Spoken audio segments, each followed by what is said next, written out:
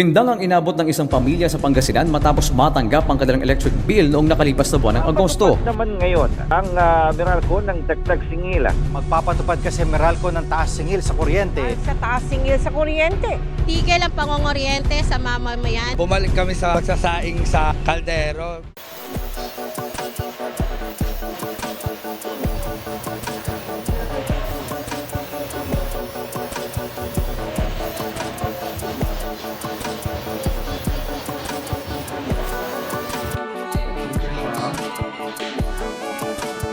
Abangan natin all the way.